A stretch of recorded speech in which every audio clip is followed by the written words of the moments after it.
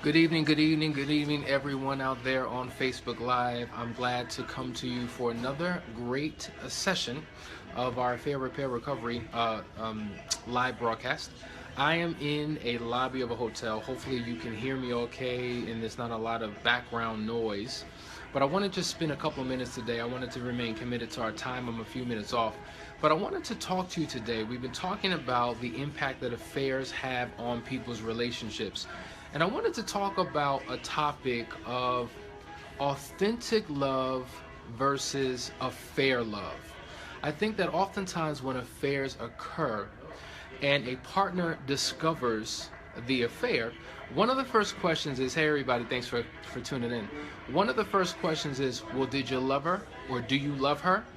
Or do you love him? That somehow it's painful enough that an affair has occurred, but the emotional component on top of that makes it that much worse.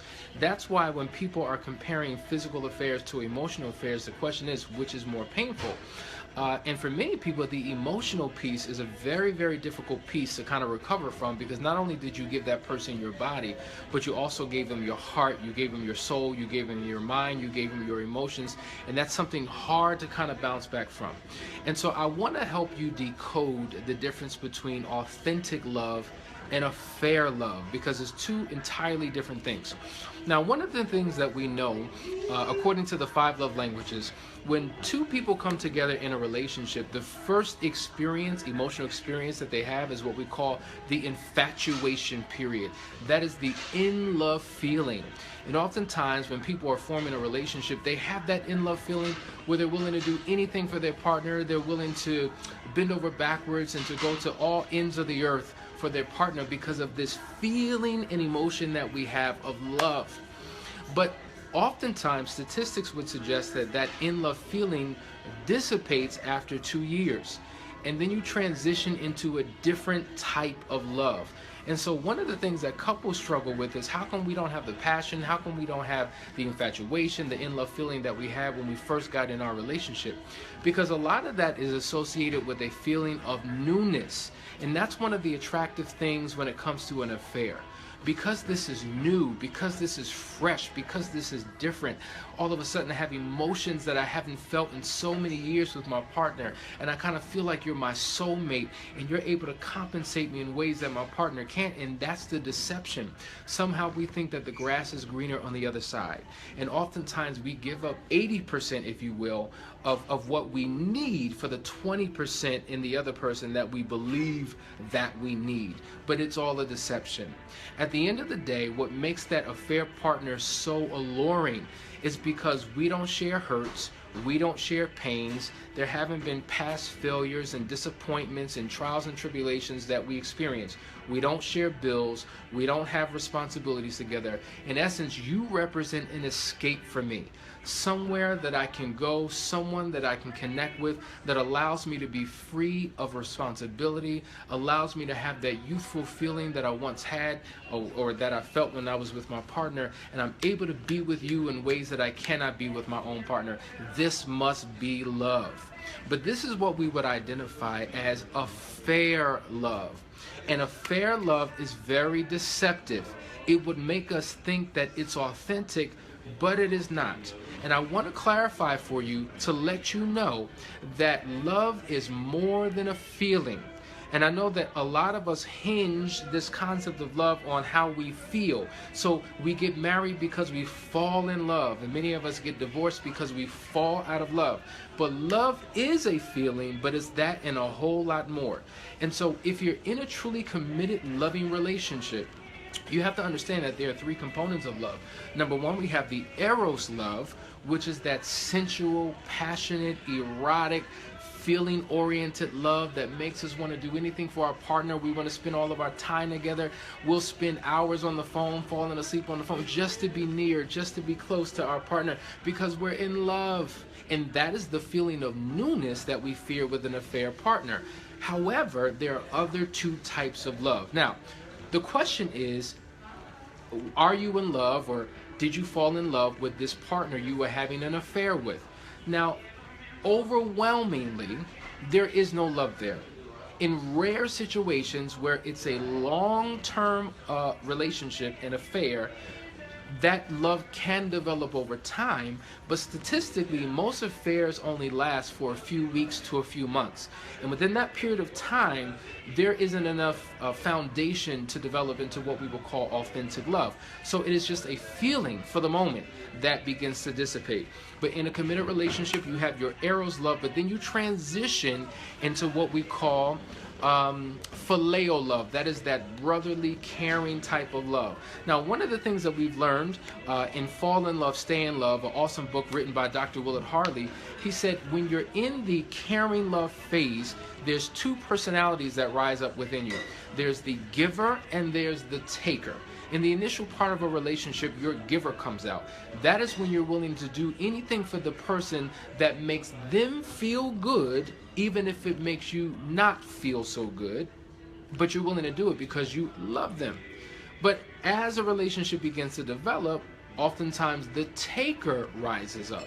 The taker is that personality that says, I'm going to do whatever I need to do to make me feel good, even if it doesn't make you feel good. So the key is learning how to have a balance, a healthy balance between the giver and the taker, so that caring love can manifest in the relationship. Now, a lot of couples who are no longer in the in-love feeling have that caring love, and that caring love is sustainable. But I think what we do is we discount the importance of the erotic, sensual, sexual, in-love feeling, which is just as important. So the key is learning how to stay in love, how to fall in love all over again. And there's things that you have to do to be intentional to bring back that feeling while you maintain that caring love in the relationship. And then the third piece is God's agape love. Now, if you know about the book of 1 Corinthians, 6th chapter, it talks about all of the attributes that speak to that agape, godly type of love. I encourage you to go and do research for yourself. But it allows you to sustain your relationship, meaning it is the thing that keeps you founded and in that relationship when you reach a rough patch. Because in your relationship, there are going to be seasons of hardship, seasons of struggle, times when you're going to feel like giving up, throwing in the towel, calling it quits, and just doing away with what you've invested all of your years in that relationship forming. But what it is when when you have that God love within you, it allows you to endure when you're going through trials. It is long suffering, it is patient, it is kind, it keeps no record of wrong. And so what I'm suggesting is we need to have a perfect balance and blend with all of these three types of love in our relationship, so it protects the relationship from the vulnerability of an affair. So to go back to the original question, do you love him? Do you love her? If you're tied up in an affair relationship, the answer, generally speaking, is no. There is not a love, but more of a feeling and an infatuation. And I think a lot of times, a lot of people think they're in love with their affair partner. They think they finally found their soulmate, but they realize, you know what, if I enter into a real relationship with this person may not be the most ideal for me. That is why this person represents what we call the dangerous partner profile. Now, we don't have time to talk about that tonight. We'll do that in another session. But there is a dangerous partner profile that makes this person unfit to be partnered with. And that is why oftentimes when we enter into affair relationships, most of us never think of making a life partner out of this particular relationship because they don't qualify. The person that we're in a relationship with qualifies for the partnership, but there's something that we feel is lacking and we go out to get what we're not getting, within the realm of our own relationship. And so if we truly understand that this is a fictitious love, it's a love based upon deceit. It's a love based upon a fantasy that never manifests into reality. And if we think about the consequences of our actions, it should pull us back into taking the time to redevelop the in-love feeling that we can have, that we once had. Listen, just being transparent, there have been seasons even in my marriage with Danielle where we were in love and then fell out of love, because that speaks to the seasons of life. And what came naturally in the beginning of the relationship, you have to now become intentional to do the same things. So what we naturally did, giving gifts to one another, loving one another, spending quality time, having recreational companionship, meeting each other's emotional needs, that came easy in the beginning because we both had a desire to please one another and to be with one another.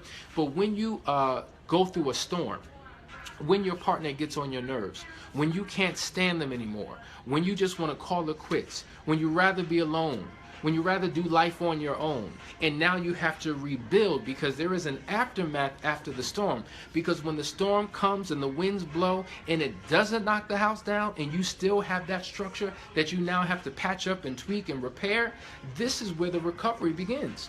And so it becomes more challenging and more difficult to do what came natural.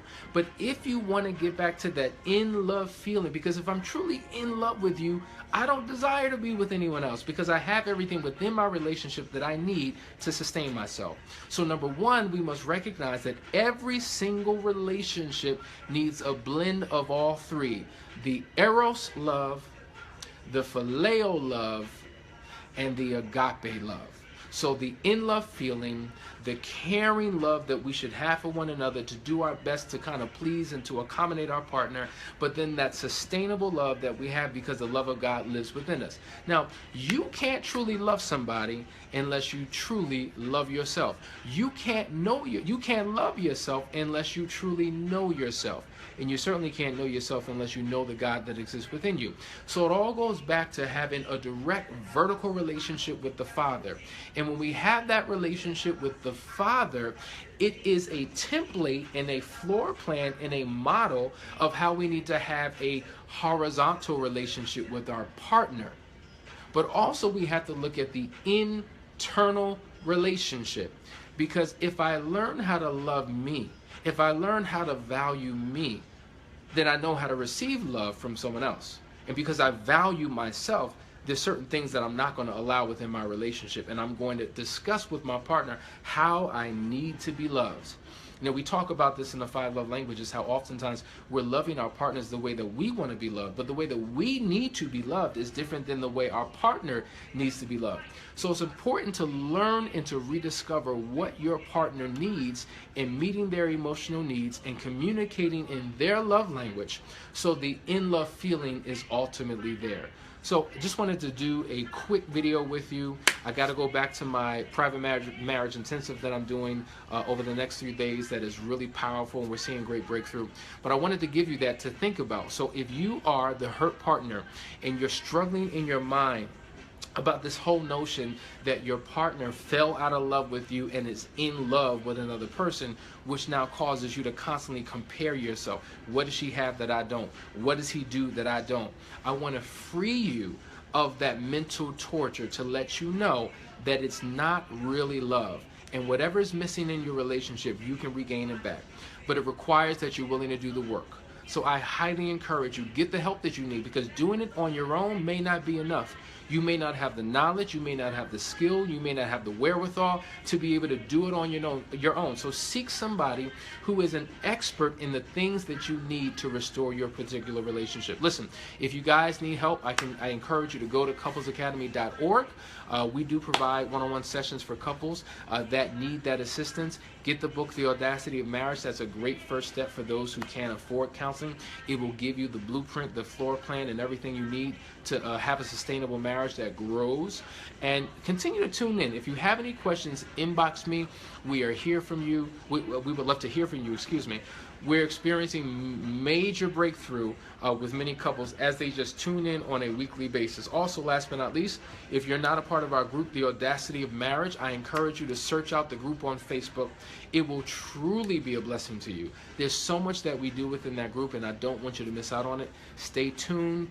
Click notifications so you can see what we're doing in that group. I need you to subscribe to this video, and please, I know that you're benefiting from this video, but if you can share it, I encourage all of you that are watching me right now, click the share button, share it on your wall, share it on a friend's wall, because somebody is going through something and they just need this quick word that'll make the difference for them.